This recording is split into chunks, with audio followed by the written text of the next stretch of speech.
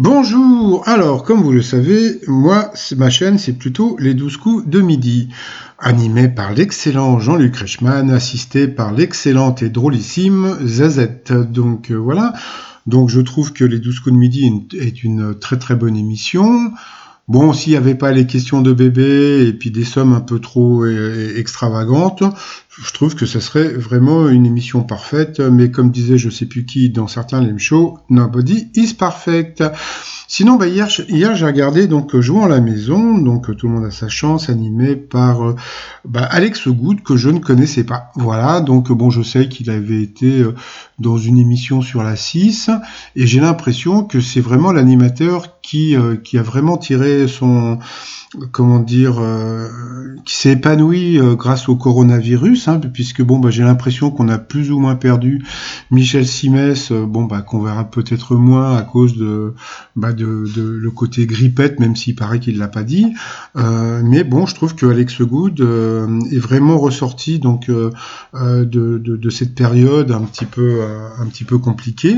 Et puis j'ai regardé, donc j'ai trouvé vraiment très sympa. Donc il y a des familles hyper sympathiques qui jouent le jeu. Donc voilà, donc il y avait même un couple de frères et sœurs qui était très très mignon. Donc c'était Caroline et son frère de Metz. J'ai l'impression que le frère, je l'avais vu dans les 12 coups de midi, mais bon, je peux peut-être me tromper.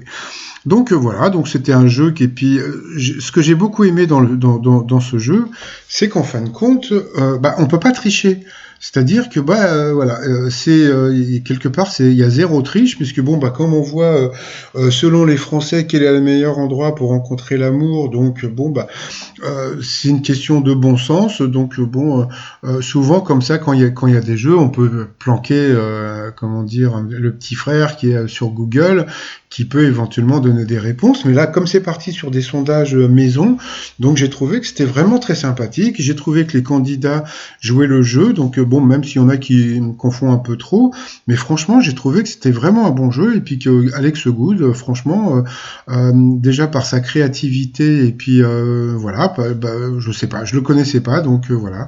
Et puis pourtant il y avait des questions qui étaient hyper simples, donc voilà. Puis ce qu'il y a de rigolo dans ce jeu, c'est que on peut s'amuser à la maison à répondre, voilà. Donc par rapport à hier, donc vous voyez, rock, salsa, zumba ou valse, moi je savais pas si c'était vraiment le rock ou la salsa, donc c'était la salsa, donc voilà. Et puis à la fin, elle a perdu. Pourtant, c'est vrai que c'était pas évident, parce que tout le monde peut penser qu'on a tous un smartphone dans son sac à main, donc mais bon, c'est vrai qu'en général le smartphone, on l'a plus dans la poche que dans le sac à main. Donc voilà, cette vidéo, c'était juste pour dire que cette émission, je la trouve vraiment très agréable, et que Alex Good, je l'ai découvert. Voilà.